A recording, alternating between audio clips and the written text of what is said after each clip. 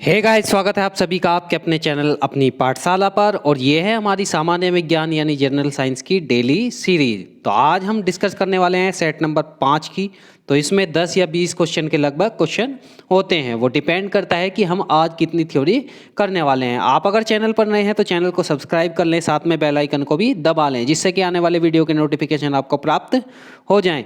Video अगर अच्छी लगे तो उसे लाइक करें और साथ में अपने जो ग्रुप हैं उनमें भी शेयर कर दें, जिससे कि ज़्यादातर बच्चे इसका लाभ उठा सकें। तो आज हम अपना गति का ही जो है नेक्स्ट पार्ट कर रहे हैं, यानी आज जो है हम गुरुत्वाकर्षण या जो बलों के अन्य प्रकार हैं उनके बारे में बात करेंगे। यानी अभी तक हम रेखीय गति की बात कर रहे थे, अभी जो है हम कोणीय गति की और जो पृथ्वी के केंद्र की ओर और उससे केंद्र से दूर जो गति होती है उसके बारे में डिस्कस करेंगे। तो सबसे पहले जान लेते हैं कि घर्षण बल क्या होता है। तो देखिए, घर्षण बल एक ऐसा बल है जो दो तलों के बीच में लगता है, और यानी दो सतहों के बीच में लगने वाला बल जो है घर्षण बल कहलाता है। अगर मैं एग्जांपल दूं तो ज़मीन पर जब हम चलते हैं तो हमारे पैरों की सतह के बीच में और ज़मीन की सतह के बीच में जो बल लगता है उसे घर्षण बल कहते हैं। और जो हम चल पाते हैं वो घर्षण बल के कारण ही चल पाते हैं। हम कोई भी वाहन चला रहे हैं तो वाहन के टायरों के बीच में और जो सड़क है उसकी जो सतह के बीच में जो बल लगता है वो भी एक घर्षण बल होता है। तो घर्षण बल के दो प्रकार होते हैं, एक तो स्थैतिक घर्षण और एक गतिज घर्षण। अगर कोई चीज़ चल रही है तो उस पर जो घर्षण बल कार्य करेगा वो गतिज घर्षण बल कहलाता है, और अगर कोई चीज़ रुकी हुई है तो उस पर जो घर्षण बल कार्य करता है वो घर्षण बल स्थैतिज घर्षण बल कहलाता है। सबसे ज़्यादा जो घर्षण बल का मान होता है वो स्थैतिज घर्षण बल का मान होता है। तो ये क्वेश्चन सबसे ज़्यादा पूछा जाता है कि घर्षण बल में किस प्रकार के घर्षण बल का मान सबसे अधिक होता है। तो घर्षण बल का क्या काम है? घर्षण बल का काम है चीज़ों को गति करने से रोकना। यानी अगर कोई चीज़ रुकी हुई है तो इसका मतलब ये है कि उस पर सबसे ज़्यादा घर्षण बल लग रहा है, जिसे इंग्लिश में फ्रिक्शन भी कहा जाता है। तो फ्रिक्शन क्या होता है? फ्रिक्शन जो है, जो दो कोई भी आइटम हैं उनके जो सरफेसेस हैं उनके बीच में जो भी फोर्स लगता है उसको फ्रिक्शन कहा जाता है। नेक्स्ट बात करें, नेक्स्ट जो है हमारा अभिकेंद्रीय बल है। अभिकेंद्रीय बल जिसे सेंट्रीपिटल फोर्स भी कहा जाता है। अभिकेंद्रीय बल ये है कि अगर कोई, मान लिया कोई भी कण या कोई भी पार्टिकल किसी सर्कुलर वे में यानी वृत्तीय गति कर रहा है, तो उसकी जो वृत्तीय गति है बनाए रखने के लिए हमें क्या करना होगा? एक बल लगाना होगा जो केंद्र की तरफ होगा, और उस बल को अभिकेंद्रीय बल कहा जाता है। अभी मतलब और, केंद्रीय मतलब केंद्र की ओर, यानी केंद्र की ओर लगने वाले बल को क्या कहा जाता है? अभिकेंद्र बल कहा जाता है। सेंट्रीपिटल, पिटल का मतलब उसकी डायरेक्शन, सेंटर की तरफ जिस फोर्स की डायरेक्शन हो तो उसे अभिकेंद्रीय बल यानी सेंट्रीपिटल फोर्स कहा जाता है। इसके एग्जाम्पल क्या क्या हैं? इसके एग्जाम्पल है, गोल घूमते हुए झूले में बैठकर लोग अभिकेंद्रीय बल के कारण बाहर की ओर चले जाते हैं। जब झूला, जो गोल झूला होता है उस पे झूलते हैं तो हम बाहर की तरफ चले जाते हैं। दूसरा एग्जाम्पल क्या है कि जब हम रस्सी से गेंद को बांध देते हैं और एक छोर को पकड़ के घुमाते हैं तो रस्सी में तनाव पैदा हो जाता है। देखा होगा आपने कि कोई रस्सी ली और उसमें डला वगैरह बांध लिया, तो जो ये रस्सी है ये तनाव में आ जाती है। तो ये तनाव में किस कारण आती है? अभिकेंद्रीय बल के कारण आती है। आई होप आपको समझ में आ गया होगा। नेक्स्ट बात करें भाई अपकेंद्रीय बल। तो देखिए, न्यूटन का गति का तीसरा नियम ये कहता है कि हर एक क्रिया की प्रतिक्रिया होती है। तो अभिकेंद्रीय बल जो है, अभिकेंद्रीय बल जो है केंद्र की तरफ लगता है। तो न्यूटन का अगर तीसरा नियम लगाना है तो हमें एक ऐसा इमेजिनरी बल मानना पड़ेगा, यानी एक ऐसा आभासी बल मानना पड़ेगा जिसका जो दिशा है वो केंद्र से दूर की तरफ हो और बिल्कुल अभिकेंद्रीय बल के बराबर उसकी क्या हो? उसका मान हो।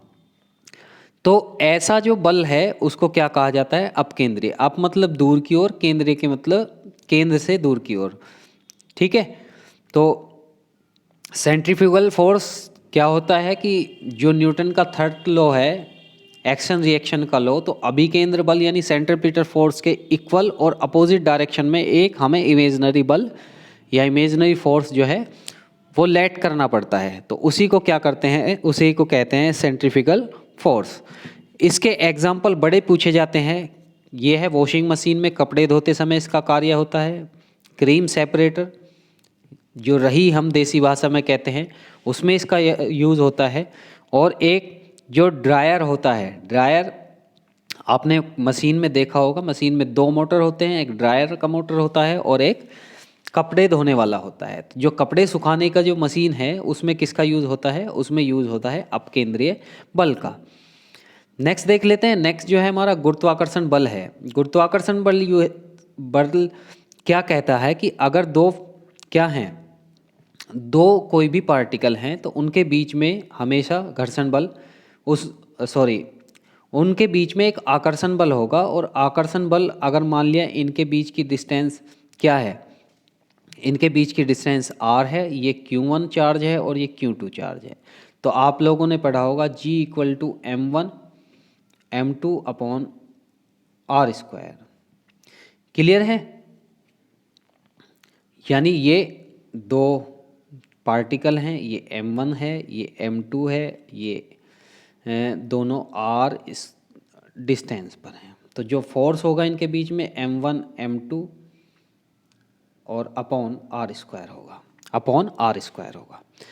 तो अब बात करें गुरुत्वाकर्षण बल किसे कहते हैं। अगर मान लिया ये दो पार्टिकल हैं और दो पार्टिकल में से एक पार्टिकल अर्थ है, तो जो बल लगेगा उस बल को गुरुत्वाकर्षण बल यानी फोर्स ऑफ ग्रेविटेशन कहा जाएगा। क्लियर है? नेक्स्ट क्वेश्चन गुरुत्वीय त्वरण के बारे में। गुरुत्वीय त्वरण क्या है कि मुक्त रूप से जब मान लिया पृथ्वी की ओर या पृथ्वी से दूर की ओर कोई वस्तु गिरेगी तो उसके वेग में जो परिवर्तन होगा पर सेकंड, यानी यूनिट समय में जो उसके वेग में परिवर्तन होगा, तो उसको क्या कहा जाएगा, उसका गुरुत्वीय त्वरण कहा जाएगा। यानी अगर कोई चीज़ लेफ़्ट टू राइट क्या करती है, मोशन करती है यानी गति करती है दाएं से बाएं तरफ, तो जो त्वरण होगा वो a होगा। और कोई ऊपर से नीचे करती है, पृथ्वी के ऊपर या नीचे, पृथ्वी से के केंद्र से ऊपर या पृथ्वी के केंद्र से नीचे, तो जो त्वरण लगेगा उस त्वरण को g से डिनोट किया जाता है। और g का मान जो है अलग अलग स्थानों पर अलग अलग होता है। भूमध्य रेखा पर सबसे कम इसका मान होता है, और जबकि जो ध्रुव हैं यानी पोल हैं, पोल पर सबसे ज़्यादा होता है। क्लियर है? ये मान लिया अगर पृथ्वी है तो यहाँ पर सबसे ज़्यादा होगा और यहाँ पर सबसे कम होगा। यहाँ पर सबसे कम इसलिए होगा क्योंकि इसकी त्रिज्या जो है यहाँ पर ज़्यादा होगी और यहाँ पर इसकी त्रिज्या कम होगी। तो जितनी भी त्रिज्या कम होगी यानी बीच की डिस्टेंस कम होगी उतना ही बल ज़्यादा होगा, और जितनी जो है बीच की दूरी ज़्यादा होगी उतना ही बल कम होगा। ये बात आप लोग नोट करें। अब देखिए, अब केंद्र की जो है, केंद्र से केंद्र की जो डिस्टेंस है वो कितनी है, 0 है। यानी सेंटर से सेंटर की डिस्टेंस 0 है, तो इसलिए फोर्स भी क्या हुआ, 0 हुआ। जी भी क्या हुआ, 0 हुआ। आपने पढ़ा होगा G equal to mgm upon r square.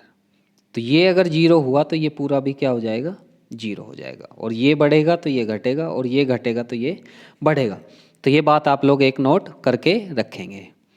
तो आज क्वेश्चन देख लेते हैं। क्वेश्चन ये है पहला कि एक अंतरिक्ष यात्री पृथ्वी तल की तुलना पर चंद्र तल पर अधिक ऊंचाई तक छलांग लगा सकता है।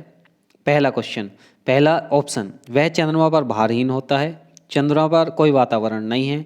चंद्र पर गुरुत्वाकर्षण बल पृथ्वी की तुलना में अल्पप्रिय है यानी बहुत कम है। तो आप लोग एक बात जानते होंगे कि जो पृथ्वी का गुरुत्वाकर्षण बल G है, पृथ्वी पर G का जो मान है और चंद्रमा पर जो G का मान है उसमें 1/6 का अंतर है। यानी चंद्रमा वाला जो है 1/6 है किसका, पृथ्वी वाले का। तो जो उसका जो भार है वो बहुत कम होगा और वो ज़्यादा ऊंचाई तक क्या लगा पाएगा, छलांग लगा पाएगा। तो इसका मतलब क्या हुआ कि जो इफेक्ट पड़ रहा है वो इफेक्ट है जी का। किसका इफेक्ट है भाई? जी का, यानी गुरुत्वाकर्षण का जो है इफेक्ट है। तो इसका मतलब क्या हुआ? सी ऑप्शन मेरा सही हुआ कि चंद्र तल पर गुरुत्वाकर्षण बल पृथ्वी तल की तुलना में अल्पप्रिय है। नेक्स्ट क्वेश्चन देख लेते हैं कि सीढ़ी पर चढ़ने में अधिक ऊर्जा खर्च होती है क्योंकि व्यक्ति गुरुत्वाकर्षण के विरुद्ध कार्य करता है, गुरुत्वाकर्षण के विरुद्ध व्यक्ति गुरुत्व के विरुद्ध कार्य करता है, व्यक्ति गुरुत्व की दिशा में कार्य करता है, या व्यक्ति कोई कार्य नहीं करता है। तो देखिए, जब कोई आदमी सीढ़ी पर चढ़ रहा है तो उसकी दिशा ऊपर की तरफ है, और ये जो है गुरुत्वाकर्षण बल किधर की तरफ लगता है? नीचे की ओर। तो यानी गुरुत्वाकर्षण बल के विरुद्ध कार्य करेगा तो उससे ज़्यादा कार्य करना पड़ेगा। तो ए इसका सही आंसर हुआ। नेक्स्ट क्वेश्चन देख लेते हैं कि रेल की पटरी वक्रों पर किन कारणों से जो है ब्लैंक छोड़ी जाती हैं। आपने देखा होगा कि रेल की अगर पटरी बिछी हुई है, दो जो पटरी होंगी उनके बीच में छोटी सी जगह छोड़ी जाती है, तो वो किस कारण से छोड़ी जाती है? तो देखिए, पहला ऑप्शन है कि रेलगाड़ी के भार के क्षैतिज घटक से आवश्यक अपकेंद्री बल प्राप्त किया जा सके, रेलगाड़ी के पहिए और पटरियों के बीच किसी प्रकार का घर्षण बल उत्पन्न नहीं हो सकता। नेक्स्ट है रेलगाड़ी के भार के क्षैतिज घटक से आवश्यक अभिकेंद्र बल प्राप्त किया जा सके। तो जो झुकाव होता है उस पर छोड़ी जाती है, मान लिया ऐसे मोड़ होगा तो उस पर खाली स्थान छोड़ा जाता है, तो वो अब इसलिए छोड़ा जाता है क्योंकि वो आवश्यक अभिकेंद्र बल प्राप्त कर सके। अगर वो आवश्यक अभिकेंद्र बल प्राप्त नहीं कर पाएगी तो जो उसकी जो वृत्तीय गति है वो क्या हो जाएगी? टूट जाएगी, और रेलगाड़ी जो है पटरी से उतर जाएगी। तो यानी घुमाव के जो भी क्वेश्चन हैं, घुमाव के हर क्वेश्चन में आपको क्या मिलेगा? आपको मिलेगा अभिकेंद्रीय बल, उसका सही आंसर। नेक्स्ट क्वेश्चन है भाई, क्वेश्चन है साइकिल चलाने पर मोड़ के समय क्यों झुकता है साइकिल चलाने वाला? तो अभी मैंने बताया कि इसलिए झुकता है क्योंकि जो अभिकेंद्र बल है वो बना रहे और वो अपने जो वृत्तीय गति है उस पर समान रहे और वहाँ से गिरे ना।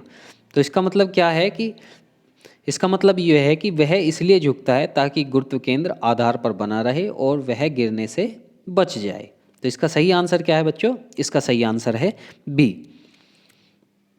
नेक्स्ट क्वेश्चन है, अभी मैंने ये बताया कि क्रीम सेपरेटर जो है वसा को किस कारण से अलग किया जाता है? तो ये अपकेंद्रीय बल के कारण अलग हो जाता है। क्लियर है? नेक्स्ट क्वेश्चन है कि जब बाल्टी को काफ़ी तेज ऊर्ध्वाधर घुमाया जाता है तब पानी बाल्टी में उच्चतम स्थिति में भी नहीं गिरता। आपने देखा होगा, ये कार्टूनबाजी हमने सबने की है कि डोलची लेकर और उसको घुमाया करते थे पानी उसमें करके, तो फिर भी पानी नहीं गिरता था। तो उसका मेन कारण ये है कि जो पानी का भार है वो जो है उस पर जो अभिकेंद्रीय बल लग रहा है, तो अभिकेंद्रीय बल का मान उसके वजन से हमेशा ज़्यादा होता था। भाई अभिकेंद्रीय बल का मान उससे ज़्यादा होगा तो वो अंदर की तरफ उसको रोक पाएगा। तो इसका सही आंसर हो गया कि जो बाल्टी की उच्चतम स्थिति में पानी का वजन कम हो जाता है। भाई पानी का वजन कम हो जाता है तो इसका मतलब क्या है कि अभिकेंद्रीय बल का मान जो है बढ़ जाएगा। क्लियर है भाई? अब केंद्र हो नहीं सकता, अब केंद्र हो नहीं सकता, तो इसका मतलब क्या हुआ? बाल्टी की जो मैक्सिमम पोजीशन होगी तो मैक्सिमम पोजीशन में उसका जो है वेट कम हो जाएगा और अभिकेंद्रीय बल जो है ज़्यादा हो जाएगा। नेक्स्ट क्वेश्चन है कि वॉशिंग मशीन किस सिद्धांत पर कार्य करता है? तो किस सिद्धांत पर कार्य करता है? अपकेंद्रण पर कार्य करता है, यानी अपकेंद्र बल पर कार्य करता है। तो ये वीडियो बच्चों यहीं तक थी। वीडियो कैसी लगी कमेंट बॉक्स में मुझे ज़रूर बताएं, और अभी तक अगर आपने चैनल को सब्सक्राइब नहीं किया है तो चैनल को सब्सक्राइब कर लें और ज़्यादा से ज़्यादा अपने ग्रुपों में शेयर करें जिससे कि बच्चे जो है फ़ायदा उठा सकें। पहली वीडियो अगर आपने नहीं देखी हो तो यहाँ पर आई बटन में उसका लिंक आपको मिल जाएगा, जा कर के वो वीडियो देख लें और अपना जो फिजिक्स का पोर्शन है वो शानदार तरीके से कवर करें। तो दूसरा चैप्टर ये फिजिक्स में अब चल रहा है, तो जब ये दूसरा चैप्टर कवर हो जाएगा तो हम केमिस्ट्री से भी 2 चैप्टर करेंगे, 2 फिजिक्स के करेंगे, 2 केमिस्ट्री के, 2 बायो के, और फिर 2 ऐसे करके हम इसको क्या करेंगे? समाप्त करेंगे। तो इन्हीं शब्दों के साथ मैं आपसे विदा लेता हूँ। वीडियो कैसी लगी कमेंट बॉक्स में ज़रूर बताएं। तो मिलते हैं नेक्स्ट वीडियो में, तब तक के लिए बहुत बहुत धन्यवाद।